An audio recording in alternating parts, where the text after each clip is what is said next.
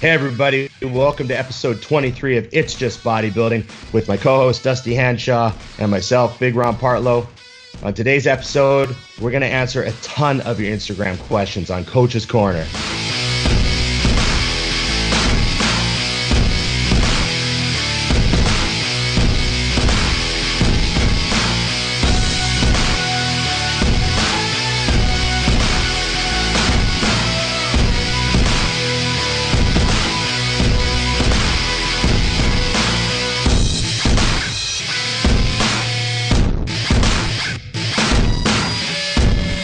Hey Dusty, what's going on?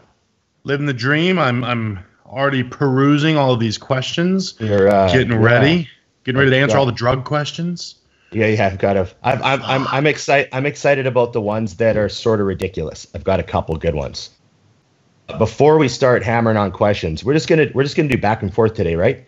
Yeah, we're shooting. Okay, so before we get into that, like and subscribe. You know how this works. Like, subscribe, and if you actually really love us, you could comment and share. So we appreciate it, and let's get going. You look bigger, and I love the shirt. Thank you. I thought it was fitting. I didn't realize you were going to have it so quickly. Yeah. I was pretty stoked, too, when it came in the mail. Then I found on the secret site of mine a bunch of other ones, which I ordered yesterday. So I'm kind of excited. You know, I'm not releasing that information. This is my website. So is there a day when you like to wear kind of a goofy t-shirt to the gym? Like, do you have you almost always train in a mutant shirt? Yeah, I pretty much only train in my mutant gear. So I think it's time for me to start making my own, because I already make my own, but I think I'm going to have some fun with it. So I'm going to be mutant with a little Dusty sprinkled in it. How do they do that, like this? Yeah. Yeah, it's all about the heights.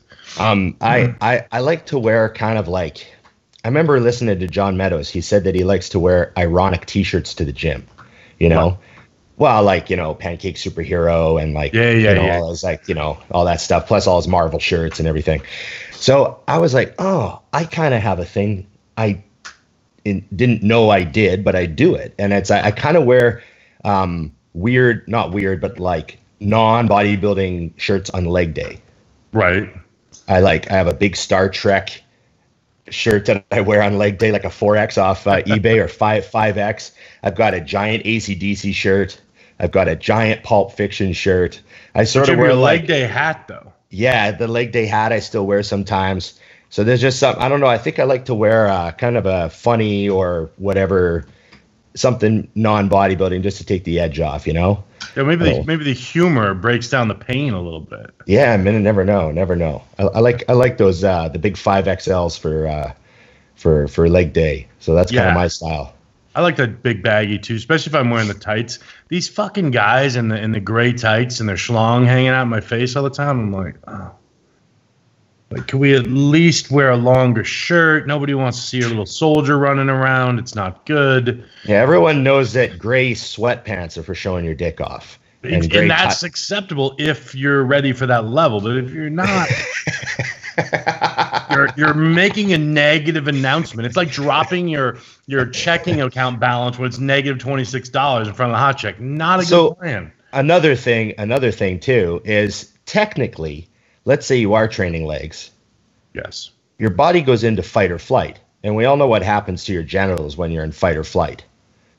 The water was cold. Things come up close to your body to actually evolutionary. It's to protect your fucking dick and your balls so that they don't get ripped off in a fight. So when fight or flight hormones hit us, our fucking everything, kind of our testicles comes in just to protect. You watch a couple of dogs fight, their fucking balls come up. Like it's just the way the. How does he know this? Yeah, no, I would just say I'm Mr. Documentary.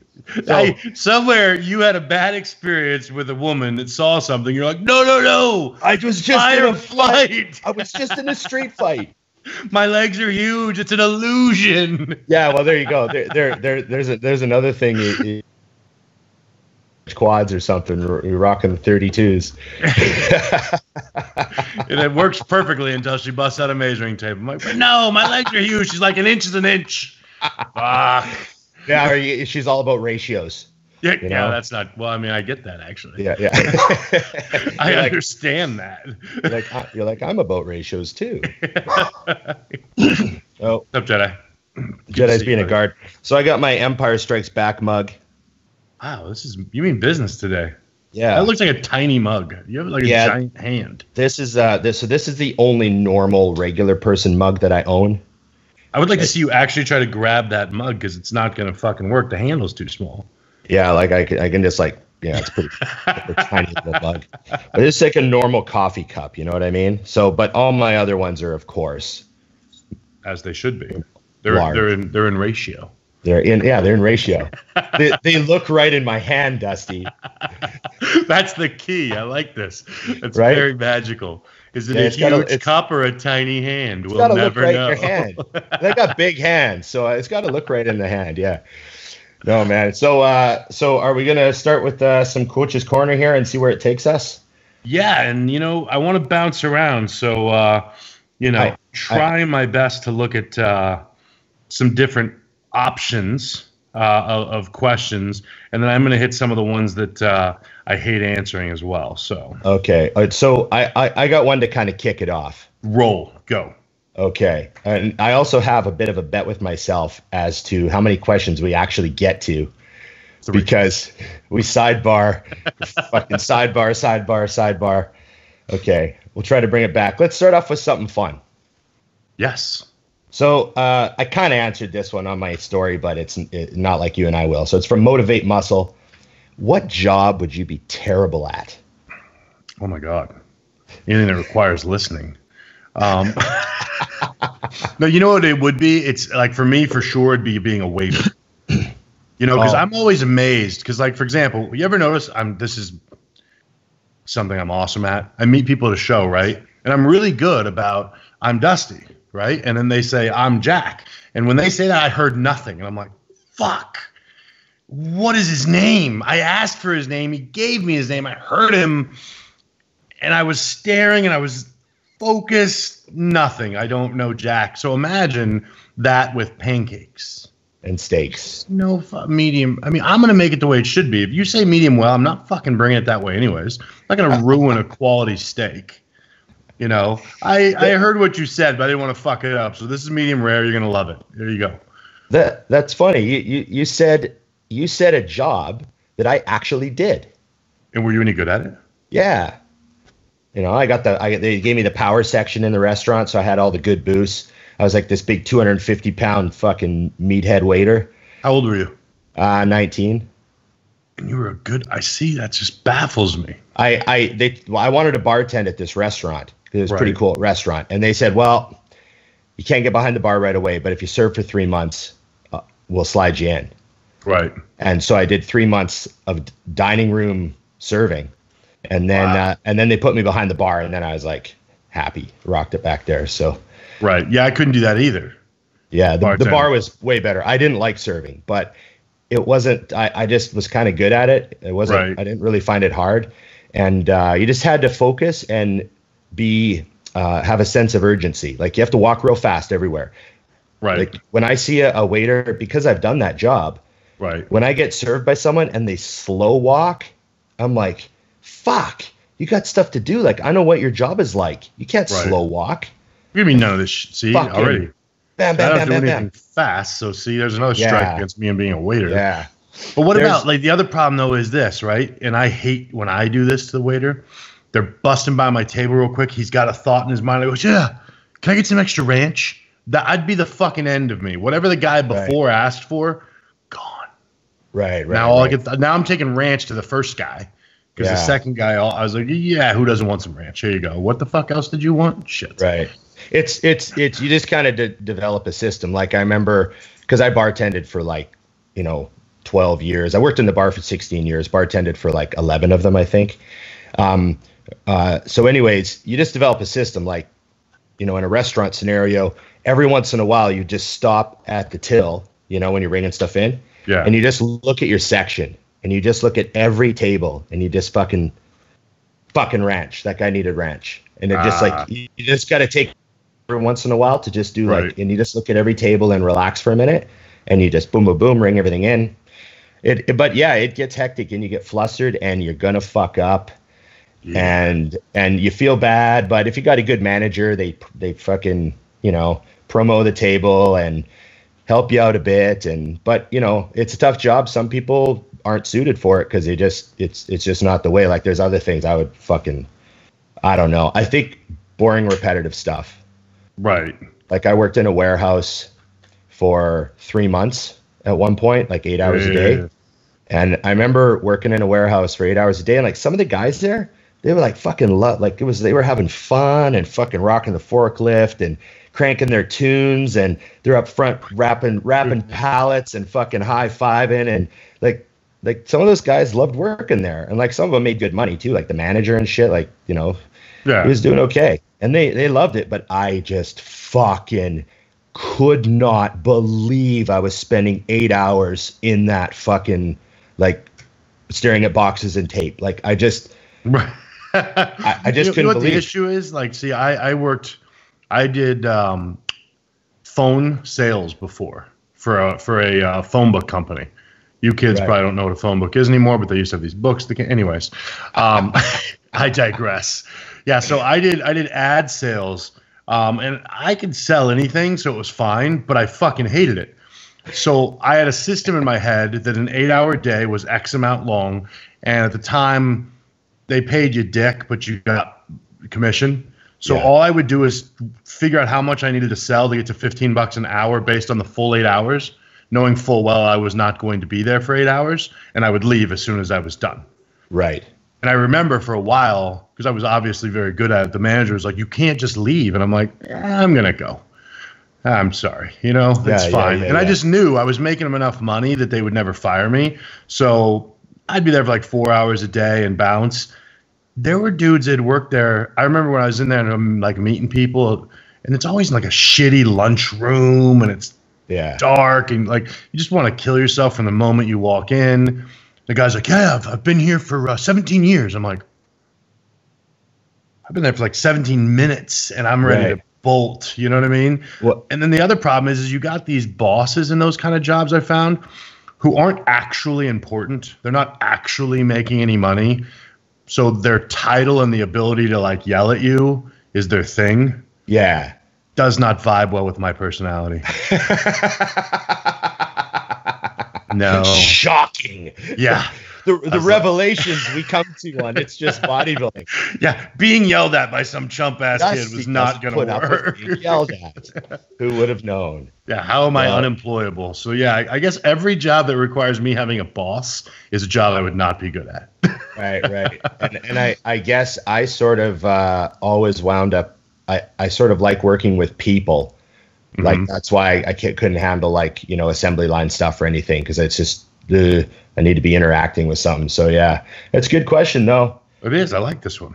So you go ahead. Your turn. You fire something. Fuck, mine aren't even. I want something fun now. People ask me to do better questions. Okay, I got a few more of those styles, so you can get technical on us if you have to. All right, I'm gonna go into some of the questions I don't. Okay, I actually just did a video on this, but I haven't released it yet. How do you know when it's time to do a deload if you're doing progressive overload training? Stuff starts to hurt, right? Like it's one thing to have like, oh, I got a little bit of something here, but I got a little bit of something here. This kind of hurts.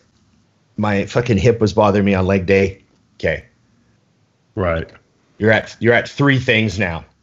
Yeah, like you're no longer walking properly. Yeah, training. You know what I mean. So like that would be one thing. Getting weaker.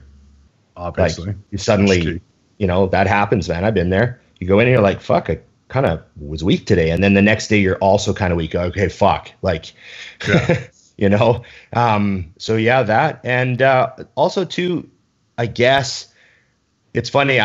I was always just so fucking disciplined about getting my workouts. Like I never, ever missed workouts. Right. Ever. Like I cannot remember many instances at all in 30 years where I was like, I'm supposed to train today, but I got stuff to do. Right. That does not happen. Yeah. So I sort of forget that people have motivational fluxes. Right.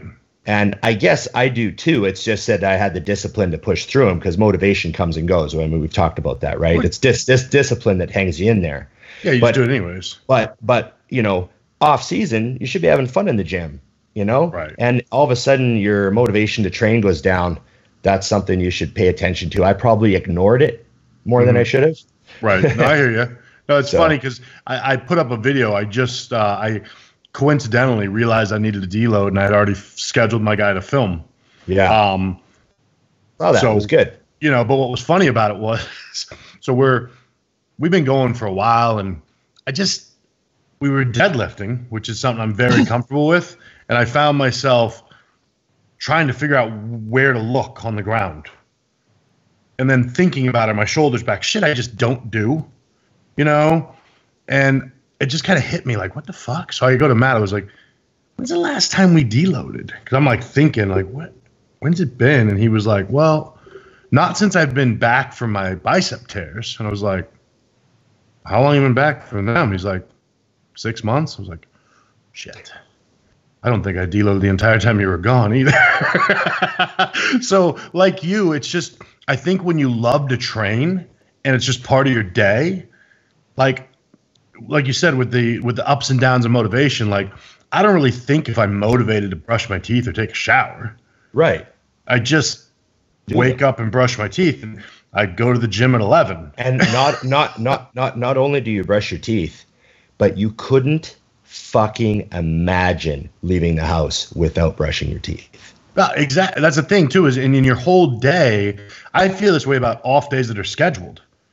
I'm a little tired all day on an off day. Right. Like I don't get that kick in the ass. So I started learning that I had to go for a walk in the morning on an off day. I mean, it's winter here, so it's cold. It's like 70 degrees, you know? I mean, got to get out there and fight the elements. Right. And when I do that, I tend to feel okay. You know, me and the Yorkie. You know, sort of get a little bit of a taste of the pioneer settlers. Exactly. Like man shit. You know what I mean? Right. What life was like sometimes I'll wear technology. Shorts. Just because fuck you, winter. I'm coming at you. You know, sun's not even all the way up yet. You're going to bear the elements, you know? Much like Leonardo DiCaprio did in The Revenant. Exactly. Right? Yeah. Yesterday, didn't even wear my sunglasses. Man shit. Okay. I'm a beast. So yeah, it's a good question, but it's funny because I had a lot of people asking it after I posted that video, and it's kind of good to me that people are asking because it makes you realize that the people who follow us are kind of hardcore motherfuckers. There's one lady who I went back and forth with yesterday. It was great because she's like, yeah, I can't remember the last time I did, but I started thinking, fuck, maybe I should. And I'm like, hey, you're a badass, but yes, you definitely should take a break. Right. Yeah. No, that's a good one. That's a good one. And you did nail all of the of my whys, so we're good there. Oh, okay. We're the same on the whys. Yeah. Okay. I've got another training question here. Damn it. Go ahead. So this one I held on to because I think it's a topic we can expand on. Nice. So the question is, answer 3 questions. Perfect. Yeah. So it's 3. Yeah, we're gonna get to 3. I got big goals, man. I got big goals. Big goals. So it's from Vinny Guerrier. Hope I got your name right. Thanks for the reply. Blah blah blah. Do you think DC training will add more size than a push-pull leg split? It is a push-pull split. Well, I think he's talking about the 2-day. He's talking about the 2-day okay. DC. Gotcha. Yeah. So because we were talking about the 2-day. Okay. So he's asking, does a 2-day DC add more size than a push-pull legs? Mm-hmm. And the reason I wanted to answer this question is, well, I guess we got to do in tradition. You go first because I asked the question. Valid. You asked me a question I have to answer. Yeah. Sometimes so how would you answer that? How would you answer that? For me, it's simple. The answer is no across in either direction. Because what you're looking at is progression and progressive overload. I think there's way too much mental masturbation as into what goes with what. You know, I mean, it's really not that imperative to me. If you wanted to do pull and triceps, that would be fine. What I'm worried about is what you're doing in the gym. So what's your stimulus? What's your recovery time? And when are you back in the gym stimulating again? I mean, I don't really care what the order is. The DC split he's talking about only puts you in the gym 3 times a week. And with that, half of your body gets hit twice every week. So when you look at it at the end of the day, you're going to be, it's all about how many times are you hitting a muscle in a year. And those two formulas should be almost the same. So it's pretty simple. But everything comes down to now when you're in the gym, how far you take it, making sure you're taking each set to absolute failure, and then how you get the fuck out of the gym, eat, sleep, and recover. The one thing I will argue for me with the two-way DC split that was a problem is my attention span. Right. The workout got a little long, and all kidding aside, as much as I dick off and have fun in life, I have a lot of shit to do outside of the gym. So I start to notice when the clock's getting long and I've got shit waiting for me that I got to go get done. So I kind of start to drift out of the gym. When I'm doing either the 3-way split or a push-pull leg, I'm in and out of the gym. I mean, a slow workout is 90 minutes. Right. Which I think, truthfully, all kidding aside, my max in a gym where I'm having a focused workout is 2 hours. Past that, I'm hungry, I'm checked out. It's, I'm wasting time. Yeah, that's exactly why I asked the question. It's I don't know, what's that famous quote? I don't want to butcher it, but it's some general said like an imperfect plan executed with violence is always going to be better than like the trying to take the extra time to try to find the perfect miracle plan. Yeah. Like you just got to fucking get it done. And I just think I've been getting a lot of these types of questions lately. Hey, should I be putting this with that? Hey, I was going to take a day off after legs, but my back's my weak point, and I work on Thursdays, and I blah blah blah. Yeah. It's like, it's not about any of that. Like the program on the paper isn't what it's about, Right. And I try to get that, like I give my clients a program when they start with me because I want them to understand the way I want them to train. Right. But then beyond that, it develops wings of its own. We start taking exercises out that don't work, and we start, adding a few sets of triceps on this day, and we start, and the program develops. But it's just, the perfect program doesn't exist. There's nothing you can download that's going to be the plan. Yeah, I think there's so much thought into that individuality too. I think with the addition of coaching and things, a lot of people think that there's some like, I need this program for me. I tell my clients straight up, I've got, minus DC, but my day-to-day program, everyone starts on almost the exact same program. Unless you've got a pressing issue or this or that.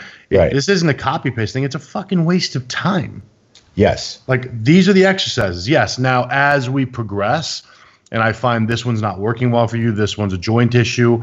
But day one, if I wrote 10 programs today, there's going to be 3 different 10 athletes training programs. One of 3 is hitting all of them. Right. Because it's just not that fucking complicated. And I think it's funny because a lot of guys want to put like, oh, there's a magic training for each person. Dude, you're not advanced enough.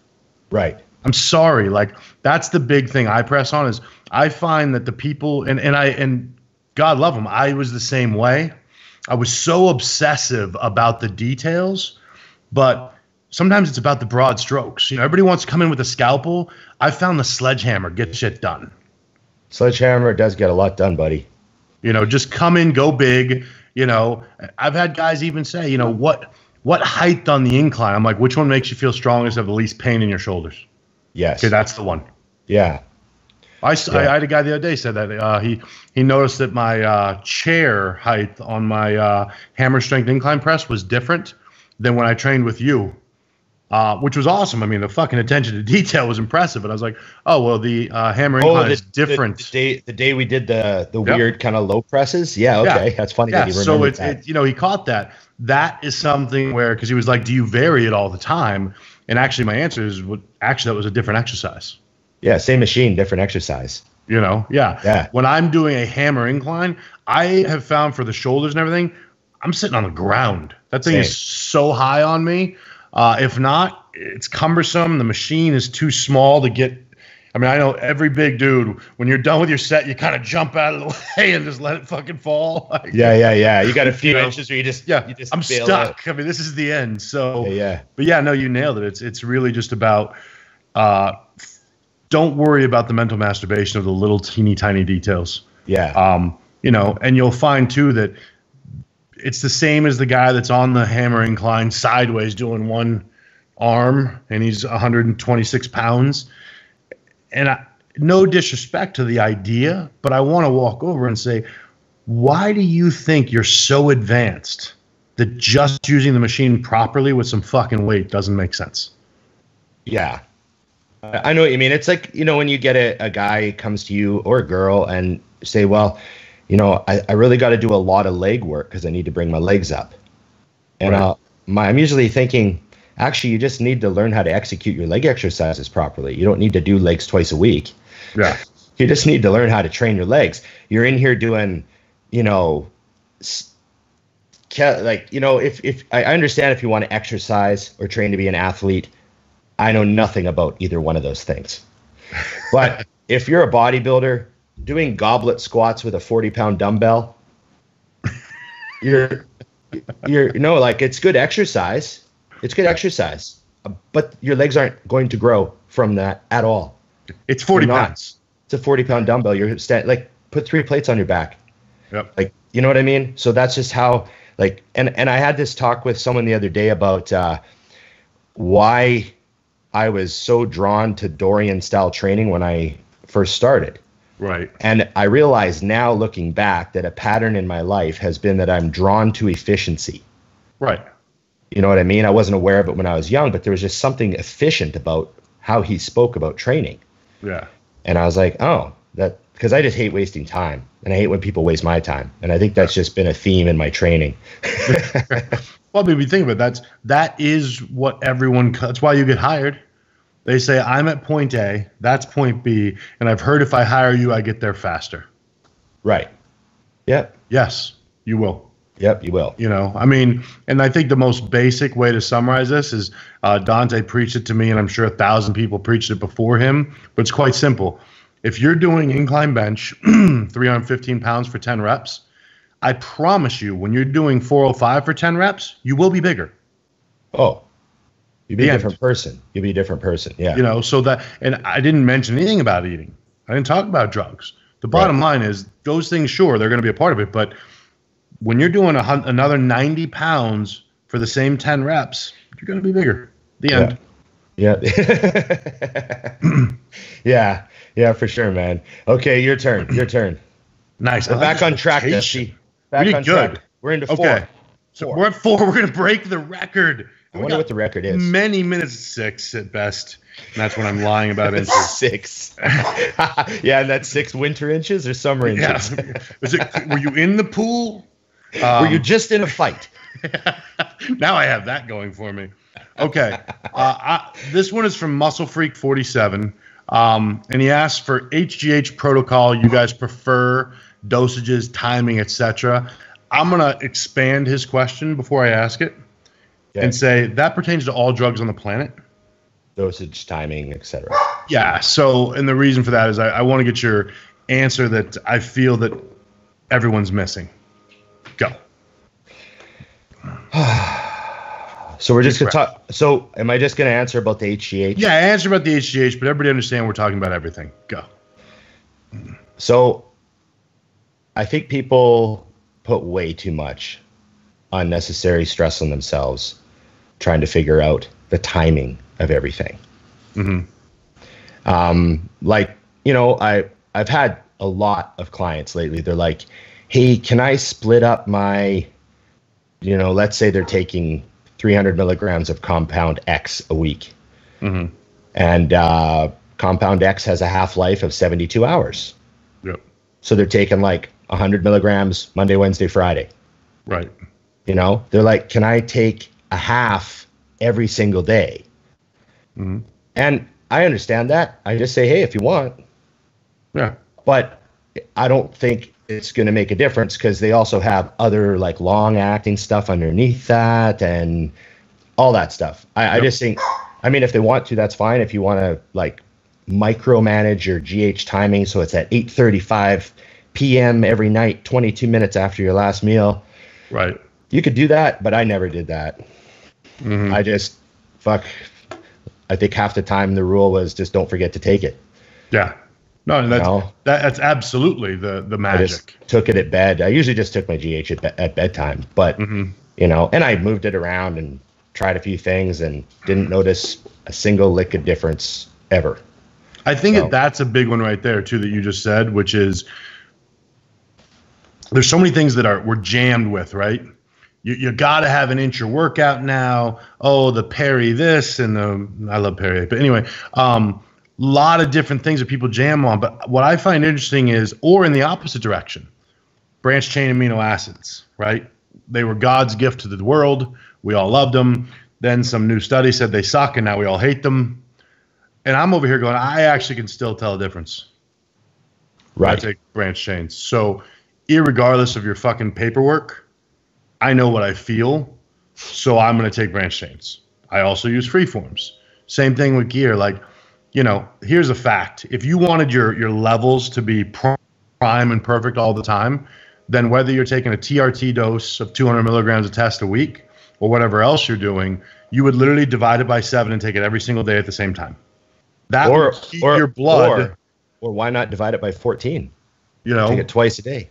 Yeah. I mean, literally, like you can go that far if you want to balance things out, because the argument is, for example, you're taking your Arimidex every day and you're taking your test twice a week. It's a moving target. It's accurate. But the problem is, bodybuilders, you guys are changing your shit all the time anyways. At no point are you going to be that perfect during a prep or anything like that. If you're talking about the rest of your life and you're just trying to keep things perfect so you know exactly where your estradiol is, exactly where testosterone is, yeah, that is the best way. Ron is not going to like it on efficiency. No, sir. He's not. You got to take shots 7 times a week. And he's got to waste the fucking money on the pins. You can't use those twice. But in honesty, like that's the kind of stuff you should be thinking about, is the amount of mental masturbation you put into that. You nailed it, which is just take it. And another thing too, to give a little bit of leeway to the other side, if you try something and you think it works because for some reason you think you feel like your workouts are better or whatever, even if it's dramatic, I support that. Yeah, well, that's exactly what I just said with the branch chain. Like, right. Why would you let someone else's paperwork fact tell you it's wrong? And like you said, or if you just feel better because you read on a piece of paper, you should take it twice a day. Go ahead. Right. Yeah. But I have found at the end of the day, those who execute consistently without overcomplicating are the best bodybuilders I know. Right. Right. Like, I base when I have to do things on what the day looks like. And I know me, and at 9 o'clock at night, I'm not going to want to do X. So I should probably do it earlier in the day. And also, too, I've sort of seen bodybuilding, because I've coached so many people, I've seen bodybuilding through the lens of other people's extremely mind-bogglingly busy lives. Right. Like I've coached, I remember this one client I had, I'll never forget. He worked 2 weeks in camp, and then he was home for 2 weeks, and then 2 weeks in camp, and the gym at camp sucked, and it was an hour to the nearest gym, hour and a bit to the nearest gym. He's working 12-hour shifts. Right. So he would train at the camp gym all week, but when leg day came, he would drive an hour, train legs, drive an hour back, get to bed at like 1 a.m. And so he had that one leg workout while he was gone for 2 weeks. And then the week he was home, he'd train legs like 2 or 3 times. Right. And then the 2 weeks he was in camp, he trained legs once, and then he'd come home and fucking smash his shit out of his legs. And then the 2 weeks he was home, he had 4 boys who played hockey. Right. And being a hockey parent is no fucking joke. Like, you're up at 5 a.m. driving them to the rink, and you got 4 fucking boys, and they're all in different age groups. Yep. So you're going to early there enough to get ready. Holy fuck, he's going to games every single day, and he's fucking this and that, blah blah blah blah blah. And then of course you got to spend time with the wife, and it just, so when you see, and then he won the show, right? So when you see life through the lens of a guy who's living that, and you're like getting up at the same time and eating your perfect meals and cruising to the gym, and you know, like it, you just go, fuck, like this guy just worked hard and won. Yep. Yeah. You know, it was really just crazy. Like some of the meal substitutions that he made, and some of the fucking, but it was just being focused and consistent, and it overcomes, like how you say drugs cover up mistakes. Yeah. Hard work covers up a lot of little variables. Oh, for sure. I mean, that's the takeaway I had from training at Temple Gym the first time. I remember forget all the history in Dorian Gym. I just remember looking around and being like, Mr. Olympia was built here. Far better bodybuilder than I'll ever be. And we're not talking about genetics. I'm just talking about just better. I go to 3 different gyms depending on what equipment they have. Like that level of spoiled, like you said, of eating the right diet and the right food. This guy went to a gym that was no bigger than my house to win from the beginning of his career, essentially, until he retired. Yeah, and another thing too is he did all of his cardio pretty much on like a shitty little stationary bike. Yeah, because it's all they had. and you get to do your cardio on a $10,000 step mill, staring at a row of asses, and it's just a different animal. It's a different experience. You're shooting down the way I do cardio is a bad thing, just because he's in better shape than me. Yeah, that's because he's over there on his bike, pissed off. Not a single ass to look at here. Yeah. Imagine if he would have seen, if he could have seen into the future, been like, those fucking guys are doing their cardio staring at that. Yeah, no wonder he's easy to stay on there for so long. Yeah, no wonder they can do 45 minutes on the stepper. Oh man. Okay, is it my turn? You're up, dude. You're up. It's up. 5 questions. Okay, you know, I'm having a hard time. I'm glad I'm asking this because you're going to go first. Okay. I'm having a hard time deciding what my answer is going to be. Cheater. Go ahead. So here's the question. I'm just telling you, I don't have anything yet. I might draw a blank when it comes back. What's the scariest thing you've ever done? Oh, that comes from the Novus. The_Novus. What's the scariest thing you have ever done? All right. This is not an exciting answer, but this is the true answer. So the scariest thing I ever did was when I was 20 years old. I was tinting windows, hated my fucking job, but I was making about $80K a year with no degree, nothing. Because remember, I was playing hockey. I had no plan B when I was playing hockey. I was going to play hockey, go professional. That was going to be the end of it. So when I got injured, I went and got a job, and then I somehow fell into tinting windows. The nice plus two was I made $40,000 on the books, $40,000 under the table. So I was making good money, and I hated it. So the scariest thing I ever did was I actually quit working there to go make $8.25 an hour at a supplement shop because I knew I would like it. And I owned a house. I was married. I had cars. So yeah, that was a scary thing just because, obviously finances, but the realization that I had was I would walk through, I worked at a car dealership. It was actually the busiest, highest sales Dodge dealership in the world. And I remember walking from the employee parking lot through the bays of where everybody worked and then getting to my bay to tint windows and looking at these guys who had been working there for 20, 30 years. And I was like, I don't want to fucking be that guy. Like, they're literally coming to work for money. Nothing else. And I also knew deep down that as good as the money was for where I was at, it's not a lot of money. You know what I mean? Right. And the credit for the balls award actually goes to my ex-wife, because I was complaining constantly on Sundays before Monday that I was going to go to work. And finally one day she goes, "You should quit." And I was like, "Quit? And do what?" She goes, "I don't know. Figure it out." So the next day I walked in and quit, and I had no plan. I was like, Right. Fuck. But the plus is, and I think it goes back to what you were saying earlier, what made it not scary was I knew how to work.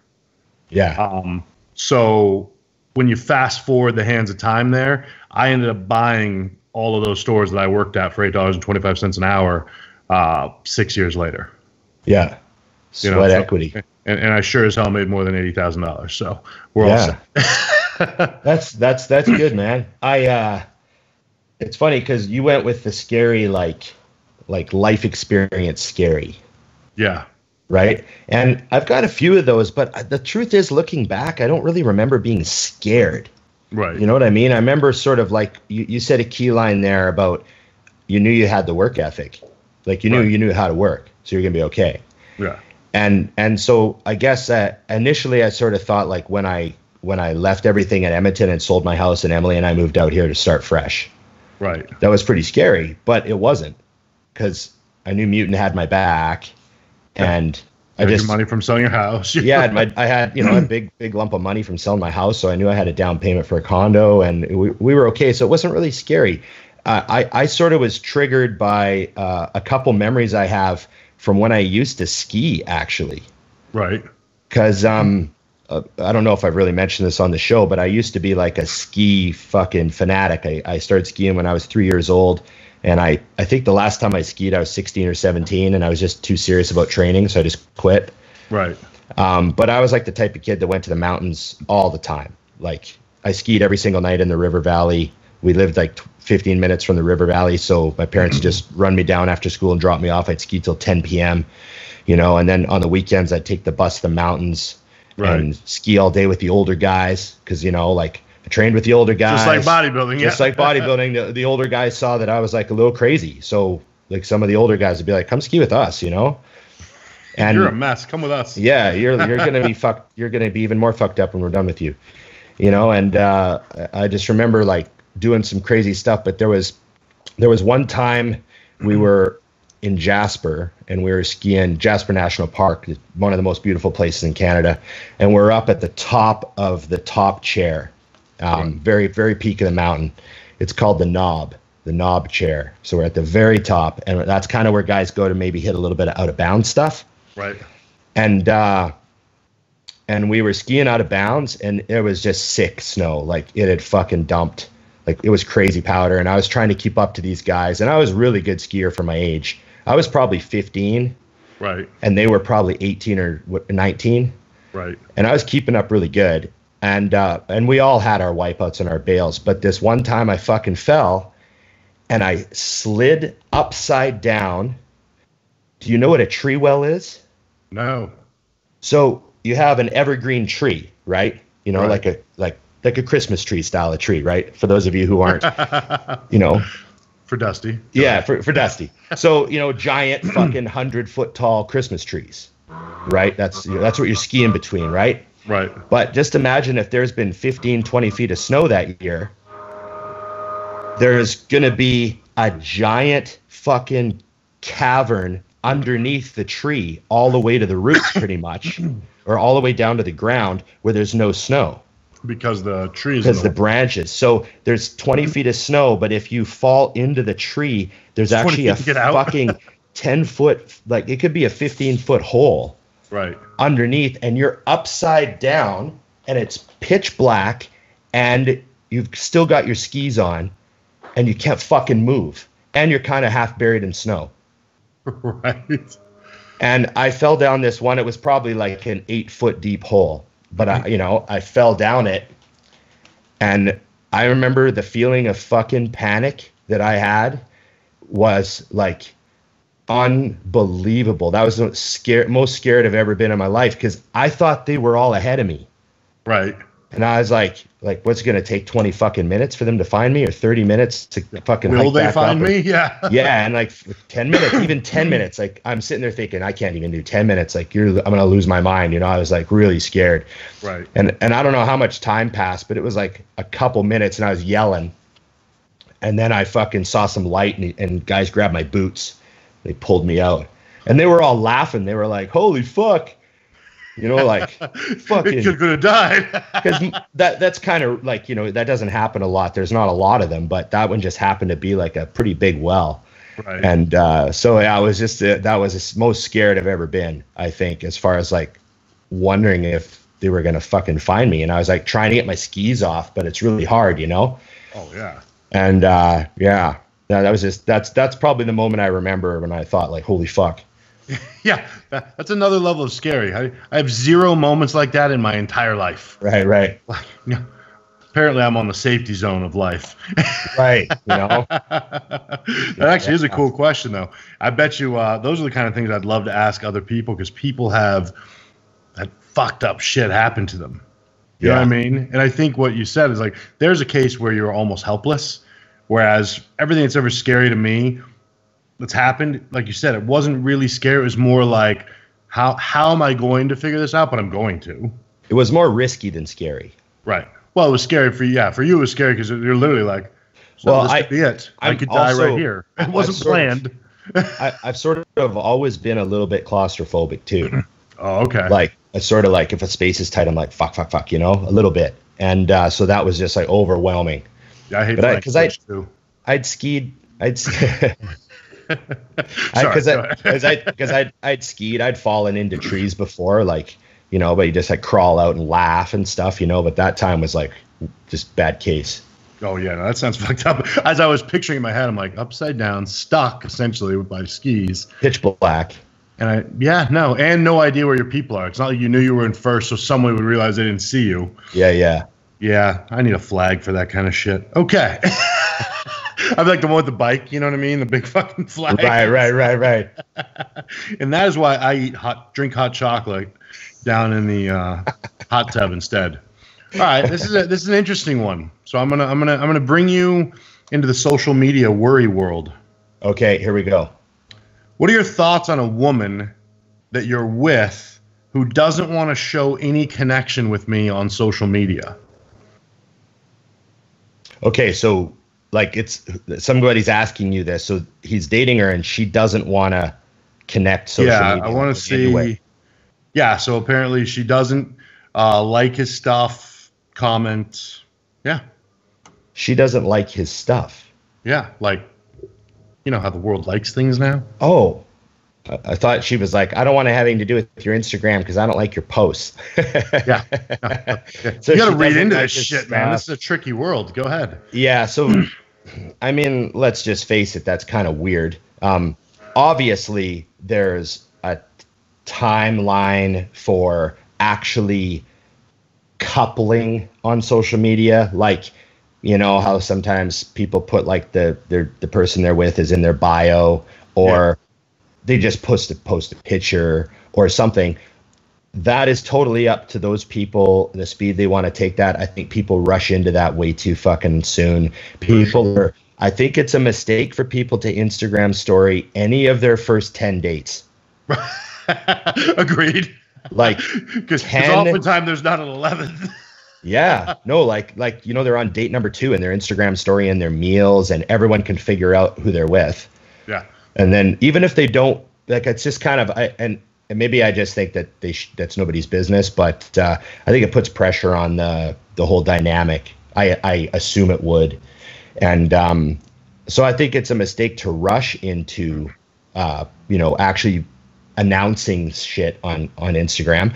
But liking posts and stuff, isn't that sort of like, was she liking his posts when they were flirting and then she stopped liking his posts? That's kind of weird. Because I sort of think you should also support each other on in social media and, you know, that sort of stuff, isn't it? Yeah, no, I agree. I agree for sure. So I would say something's up with how she feels about things. That's what I would say. Yeah, no, or she's up to no good. It made me laugh when I read it because I was like, my knee jerk on the like, social media to me is interesting. Like, you would never in a million years see me put up the "this is the love of my life" post. But what you would see is me living life with the person I'm with. Right.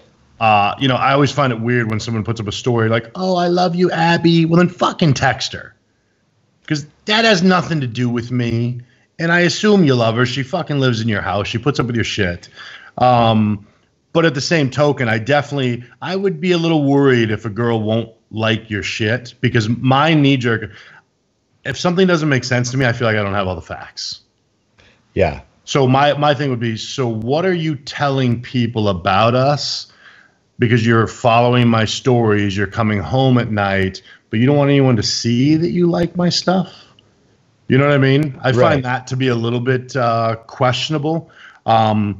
So I don't really push too much into the social media world, because I really am a fan of kind of keeping my shit right at home. Yeah. But I'll be the first to admit that, that would bug me, the liking stuff, because especially in our industry, you know, because your friends and the people around you like your stuff. I mean, you know, Matt likes my stuff. His girlfriend will like my stuff. Emily will like my stuff. Jedi likes my stuff. Jedi likes Harvey's stuff. Yeah. But I think that, you know, it would be a little weird if Emily was liking my stuff and Matt's stuff and all the guys from the team and not Ron. So I'd be like, and I like to do the whole reverse look around shit. I'm like, hey, Ron, what the fuck's going on there? You ain't getting no double taps. So I know you're not getting taps at home either, mister. Yeah, no double. No, I'm getting, no double taps on IG means no double taps at home either. Yeah, but so the simple fact is, man, to me, if you're cooking that shit, next. Right. Yeah. It's funny because I don't like putting my personal life on IG. You know, like I don't do stories. Rarely do I do a story from inside my condo. Right. Because I don't even, if I do one, I sort of use the same wall behind me all the time. Right. Just because I don't really like people seeing like into I don't want people to see my bedroom and my fucking living room, and it's just kind of weird. And so occasionally there'll be a story with maybe the dog and like Emily's leg is in it. Right. Yeah. But I don't really post a lot of, like, when Emily and I are out on dates, like if we go for dinner or something, we're not like, I don't know, we just sort of, you know, I don't know, not really big on that, because there's something that I just want to be on my time, you know? Right. But then every once in a while I put up, like, I think the last time I posted a picture was like, I posted a picture at Christmas, I think, with Emily and I. Right. Like, it's Christmas, you know, so we're in front of the tree, blah, blah, blah. But yeah, I know what you mean. Like, sometimes I think people show us a little too much, and you know, especially if it's a new relationship, it put a little bit of pressure on it. Yeah. Well, I think you also end up with the, I find that sometimes when you're posting a lot of that shit, you're just pissing on my leg. Like you're marking your territory more than being with the person. And that's a sign of insecurity, which means you're already in trouble. Right. You know what I mean? I guess when you live around people or you know people, I don't need Emily to post 10,000 things about Ron. I know she's locked. She's in. She's happy. Right. You know, and then on the reverse, as we've just witnessed recently that I told you about, when people jump out and put the relationships out there and then all of a sudden you see all the pictures disappear, now you've made 2 announcements. Right. You know? Yeah. Or my favorite, when you start insulting the person and then 2 weeks later get back together. It's even more fun. Right. Yeah. You just got to kind of keep some stuff to yourself. I know what you mean. It's like another thing too is I was scrolling through my feed and like a really hot picture of Kendra Lust came up. Right. And actually, that's not even the story. The story was Emily saw the Kendra Lust post and sent it to me and said, "This dress is hot." Right. So I opened the post and it's Kendra and she's wearing this like crazy dress to the UFC on the weekend, right? Right. Like slits up the side. And so I like the picture. Right. And I'm standing there talking to someone and he goes, "Is your girlfriend okay with you liking that?" And I'm like, "Well, she sent it to me." And he goes, "Yeah, well, I can't go around liking other girls' pictures." And I'm like, "Well, first of all, it's a famous porn star. So like 500,000 people liked her photo or whatever. So it's not like a big deal, but she only saw yours, Ron." But right. But he's like, "Oh no, I can't like that sort of stuff." And I was like, "Holy shit." Like, whew, That'd just be weird. I don't care whose pictures Emily likes. Yeah, I've never looked. I'll like be scrolling and there'll be some like picture of some dude like, you know, doing an Instagram post. He's making a shake and he looks great, and it'll say liked by Emmy Bikini. I don't give a shit. Why would you? Part of like I like tons of photos. Like, it's just I just don't care. It's Instagram. Like I don't care. Yeah, no, I feel you on that one too, especially in our world, because if I did that with any woman I've ever been with, then, well, I brought you into this industry, or you were there and I took you to a higher level within it. They're all my friends and shit. Yeah. Like, you know what I mean? I'm like, you know, and you're not going to protect your way out of all of this shit anyways. Right. So, you know, if someone leaves you for someone they found on Instagram, they did you a fucking favor. And another thing too is, yeah, exactly. Another thing too is Emily puts up some pretty hot pictures, right? Like she does photo shoots, and she's never liked by Dusty Hanshaw, and so. Damn, I broke my finger. Go ahead. So someone said they're like, isn't it weird when you see like the guys like that liking her picture? And I'm like, I want everyone to like her picture. It's algorithms. The more people like it, the more it gets out there. Like some comments. Hello. Comments, shares, fucking knock yourself out. Like that's. Yeah, we're playing a different game here, kid. Yeah, we're just not thinking the same. Like the thoughts just aren't the same, you know. So yeah, that's that one. Whose turn is it? That was mine. It's your turn now. You're back. We're so high in numbers right now. We're overwhelmed is what's happening. So, man, I don't know. Is it time for me to do this, Dusty? Yes. Is this where the show is going to go? This is where it goes sideways. Where did it? Oh, wow. So, first of all, I need to make a disclaimer. Sorry, Luke. Go ahead. Oh. Yeah, I nailed it. Sorry, Luke. So the disclaimer is that I lost the name of the guy who asked the question. Ooh. So I have to apologize because it was a good question, and I thought I took a screenshot, but I just don't have it, and I don't know, maybe I could find it somehow, but I'm not that smart. So let it go. I like it. I like it. Just let him play. Jedi's playing in the back. Focused. We got a horn section. You know those little hammers the kids had? I thought he was like swinging the hammer. Oh, right. No, it's like a offbeat jazz horn section with no rhythm to it. It's like da da da da da. Okay, so the question was, and I apologize to everyone involved in this question, including Luke, because I'm not even sure how accurate this is because I didn't ask the question. So I assume this guy listens to their podcasts and everything. All right.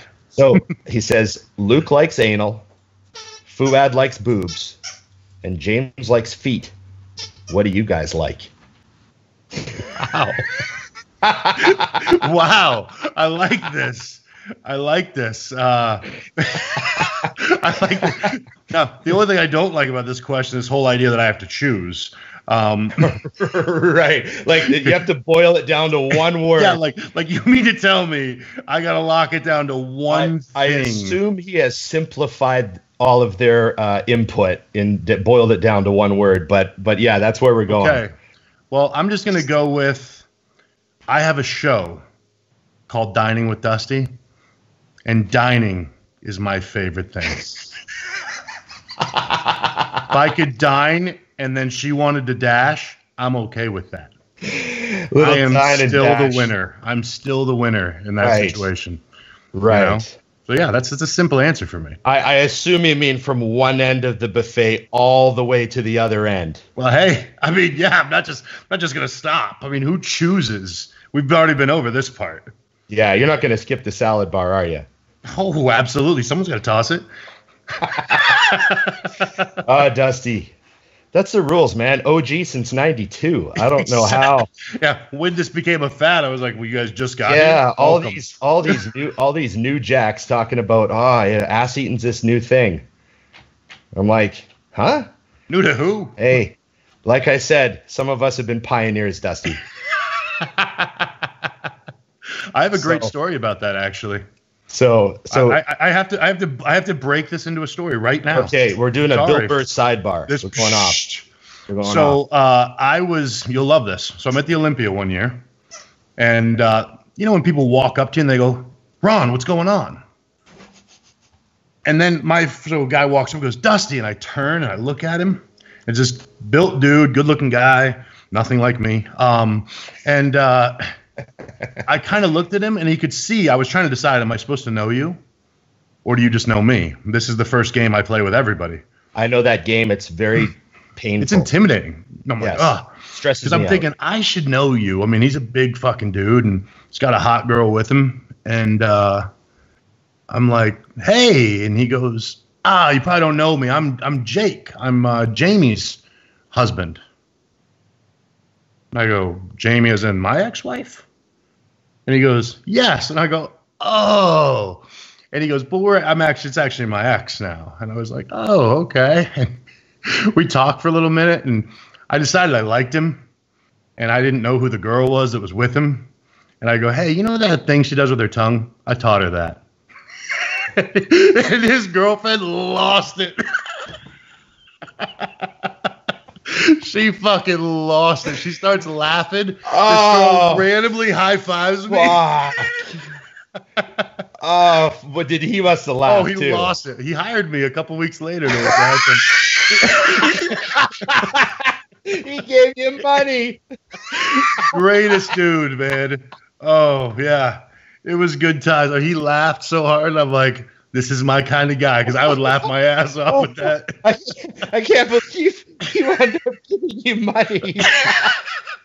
That's the fucking best part. The story goes to the next level. So, oh, man. And truthfully, what I loved about it was, though, then when I got to meet the guy, he was, of course, he was an awesome dude, and so it was just classic. Because when he laughed, I'm like, I fucking like this guy, because I would lose it on that situation too. I'm like, when you go with a line like that, you got two options: dude's gonna laugh or he's gonna punch you. Here we go. I think that the dude's way more likely to laugh. I think most people have a reasonable sense of humor, and I think most people appreciate when they know you took a risk. You went for that line.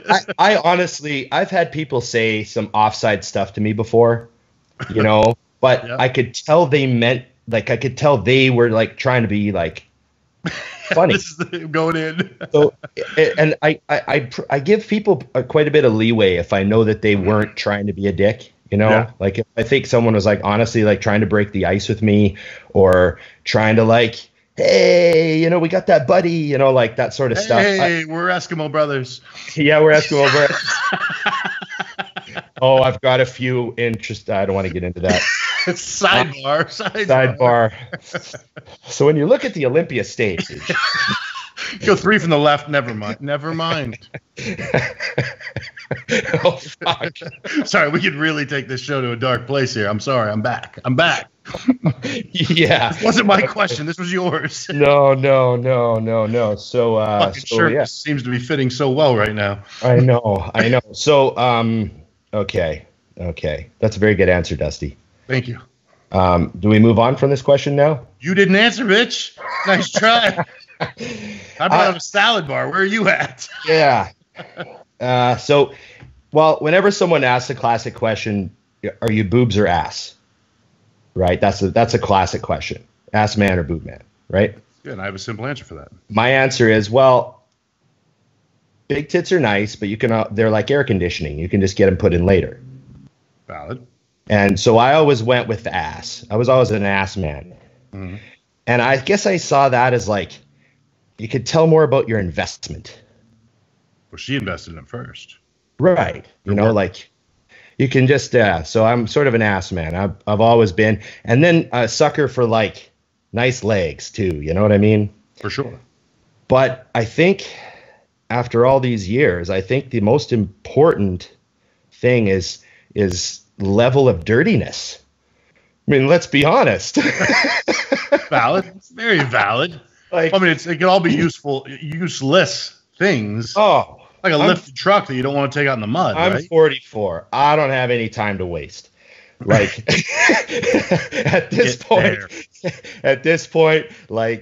it takes a lot to keep me interested. I'm done some things. I've done some things like, yeah, no, you gotta be willing to cross some lines. I need, see your shirt? That's the quality I'm looking for in a woman, right? It's morally flexible. I didn't say what kind of flexible I was looking for. Just, are you flexible? Good to know. All of them are great, really. Yeah, there you go. Well, that was a solid question. Now that we've derailed the show completely. Solid. Glad that went well, Dusty. None of us we're still on the air.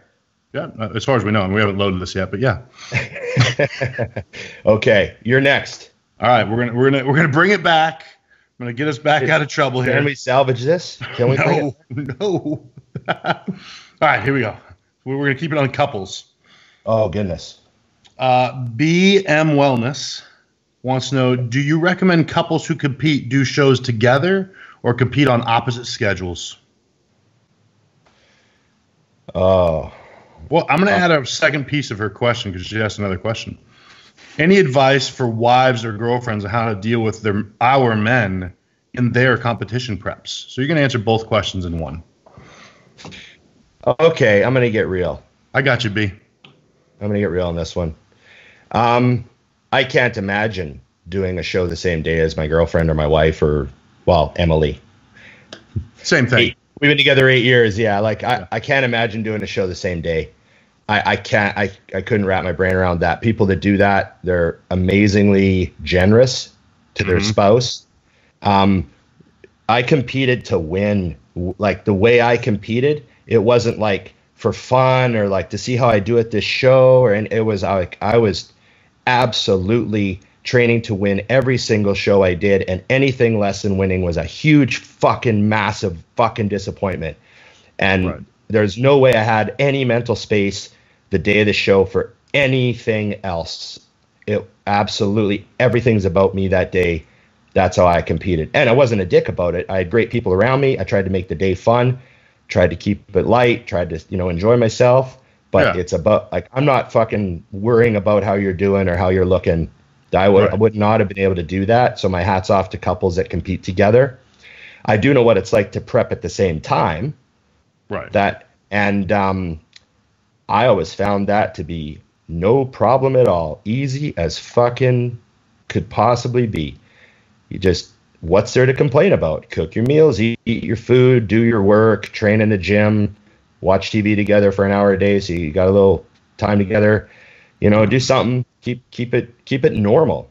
Yep. And I mean, my ex-girlfriend competed one year. She did really well. She did 3 shows in a row and went all the way to nationals, and I coached her. Right.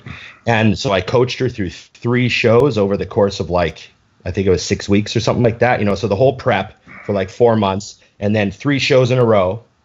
And then 6 weeks later, I stepped on stage and won the supers at the 2007 nationals. Right. So I know what it's like to prep with the girl, and then Emily, I prepped with Emily several times, and we both did really well, and it went well, and no problems at all. So, I just don't see, when you're both on the same schedule and you're both prepping your meals and you're both living the same life, I don't see how. I just never had problems. Now, as far as the help us ladies, how was it worded? Help us ladies out? No, it's just how to, for the wives or girlfriends, on how to deal with our men in their competition preps. Now, she didn't say if the man was being an asshole or anything. But the question sort of begs, that sort of sounds like what it means, which is why I'm going to give this answer. The different direction on my answer for this part, just so we cover all of. Right. So I'm going to assume that the question is sort of coming from a position of how do I deal with this? Right. And that's a huge problem to me, because your prep shouldn't make other people feel like shit. And it's your responsibility to keep your shit together. I've had meltdowns on prep, and did I just say on sorries? Yeah. I hate that. Oh, I've said some. Oh yeah, I've had some sorries. But that's why Emily was Emily was someone who helped me that last year when I got my pro card. She helped me several times. That was a real tough prep for me. I was hurt and shit, and I had some bad days, and she was there to just absorb some venting and stay calm. And, you know, so that's what a partner should do. But most of the time, day to day, you shouldn't make other people's lives miserable just because you're dieting. It's not an excuse to be a dick. I still had clients I had to treat with respect. I still had, you know, I was still working in the bar half the time I was competing. I still had all these regulars I had to smile at and shake hands with and blah, blah, blah, blah, blah. And you got to learn to keep yourself together when you're dieting. Nobody else gives a fuck what you're eating. Yep. Agreed. 1,000,000%. No one else should have to care about your diet at all. You know what I mean? Oh, absolutely. That's a pet peeve of mine, is when people jam on that. You know, I've heard that even like out loud before. Oh, sorry, I'm low carb. I'm like, no one gives a fuck. No one gives a fuck. Nobody cares. Yeah, it's an amazing thing when people kind of like give themselves that out as if it matters. I think that when you consciously, I think that if you consciously make the decision that you're not going to give yourself that out anymore, and you're going to stop saying, oh, sorry, it's because of my diet, it's going to fundamentally change how you approach your diet, and it'll shift your mindset. I think there's nothing more empowering than taking responsibility for yourself. Yeah, always, irregardless of what. And the best part is it is your responsibility. The choice you made puts you there. Yes. So if you have to be an asshole because of this, then don't do this. You obviously aren't wired for it. Yeah.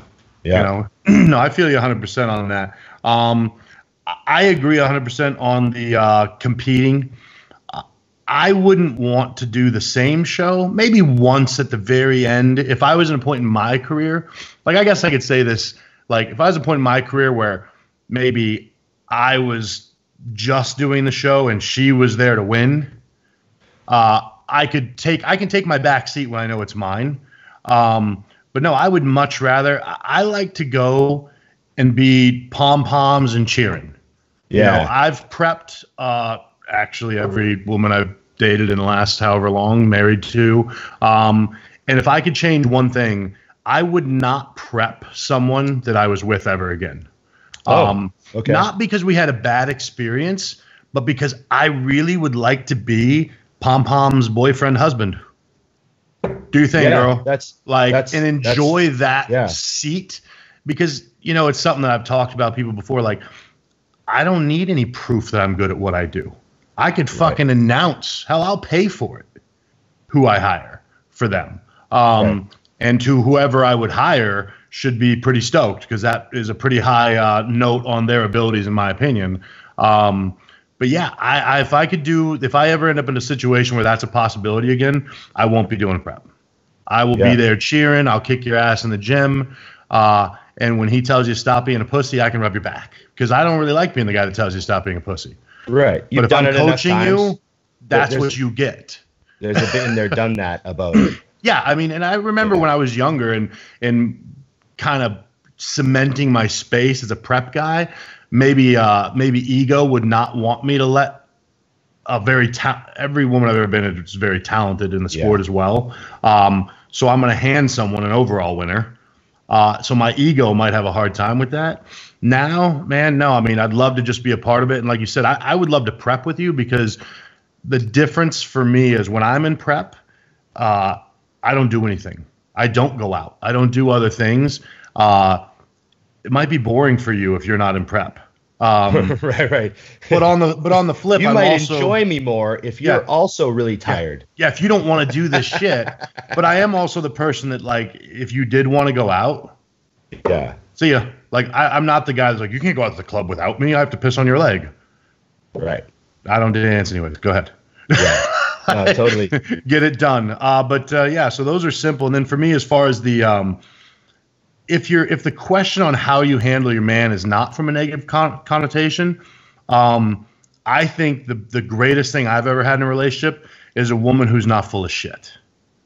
I know for a fact that anyone I've ever been with, if they say that I look good, then I must look fucking crazy. Right. Because they know what I'm capable of. And, Chris has dealt with Evian before, and said, "How's he look?" And she'll straight up go, "He could be harder." Yeah, I remember one time Chris said, "Put Emily on the phone."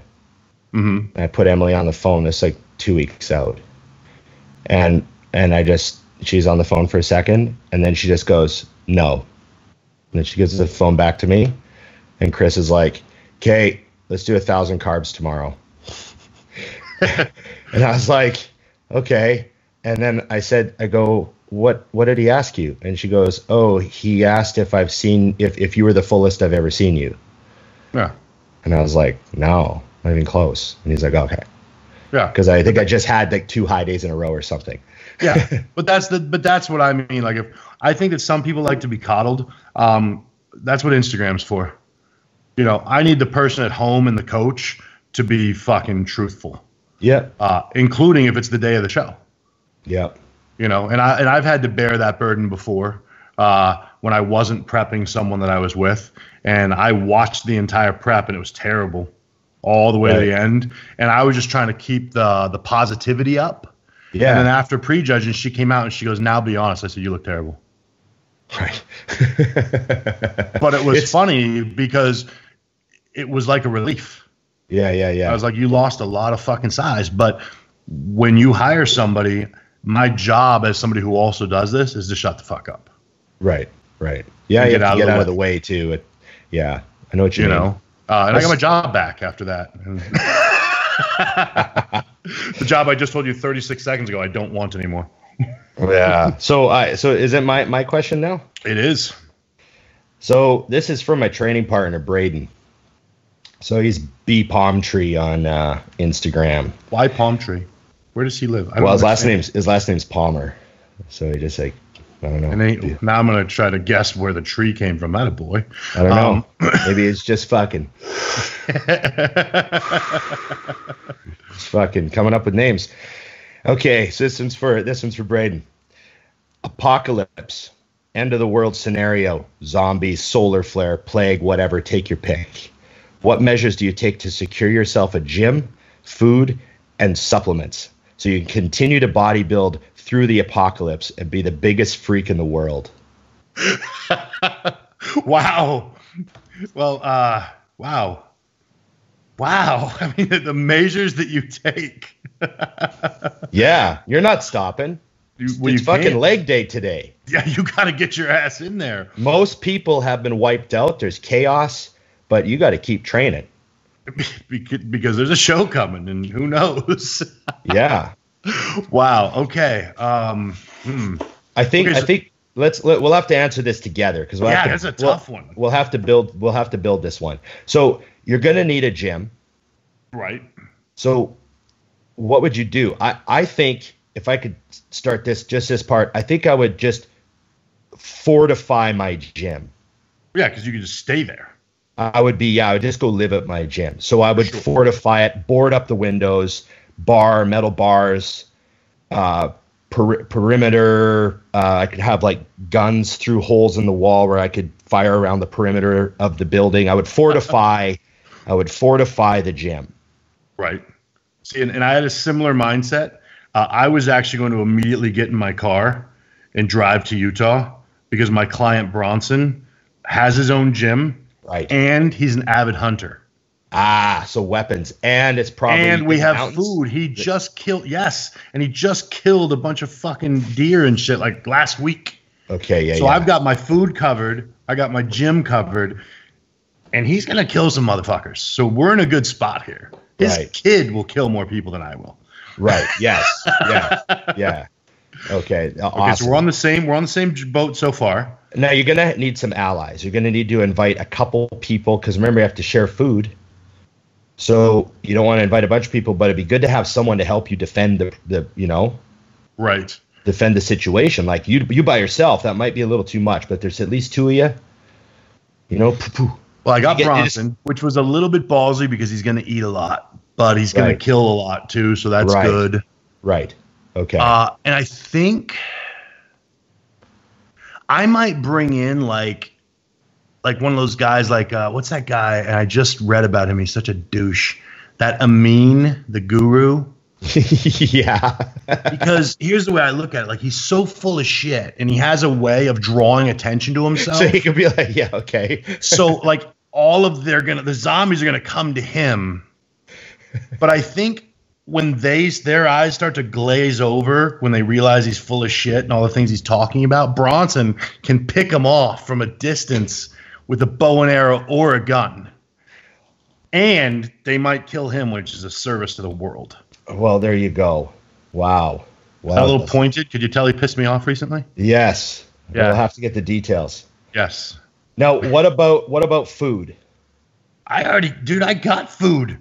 So I would, you got a hunter. So I'm thinking. And I already got a full freezer. So I would have to go to Safeway and I would have to raid the canned tuna. I would get all the white albacore tuna I could, Dusty. What about the bags? The bags are nice, huh? I would get only if it's a white tuna. I would get as much tuna as possible. Lots of non-perishables, truckloads. And you got to stock up. It's going to be a while. Be a while. Yeah, you want some heavy. The nice thing is, like, breads and things, if you keep them frozen, they don't go bad. Right. We have a freezer. When you have snow now. So yes. Actually, it just rained now, so all the snow's gone. Oh, damn it. That just fucked your apocalypse big time. I'm in Utah. I got snow. We're good. Yeah. Okay. Now, yeah. So how long, so you just train and eat, and there's lots of supplements at my gym. I'd blast through them in probably 6 months, but Yeah. Yeah. I'm in a solid spot there because I've got Firebird down the way that I used to own. So I would just leave a fucking sticky note on the counter of an IOU. Right. I took 50 bottles. I took 55 pounders. Yeah. The good news is he's a big mutant guy, so I got a ton of good shit coming with me. And Lance knows I'm good for the money if I don't get killed, as long as Amin takes them. Okay. So there you go. So you'd be in Utah. That's good to know. Yes, I better find out where his gym is in case this happens. I don't actually know. Yeah, see, I know that a better location would be like an isolated mountain gym, but it's essentially where I am now. Yeah, that's where I would there you go. Maybe you should just be ideal. That would be ideal scenario. Also, it wouldn't be a bad idea to have some place that had like a harsh winter to kind of freeze everybody out. Yeah, which I kind of feel like we got covered there. It's not. Possibly. We're not Edmonton harsh, but right. I have to survive too, so Jesus. Yeah. I do have a North Face coat though, so that's cool.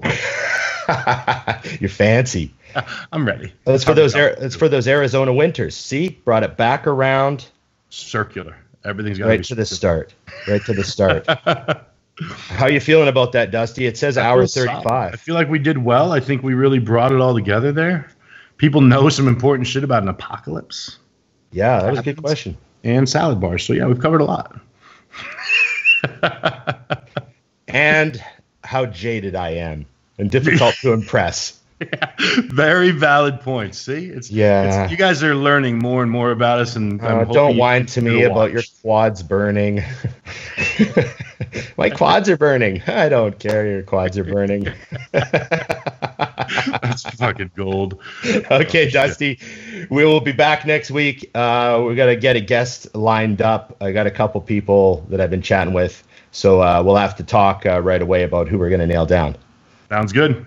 Okay, thanks, buddy, for everything. And remember, thanks for liking, subscribing, commenting, and sharing. Hey, and remember, it's just bodybuilding.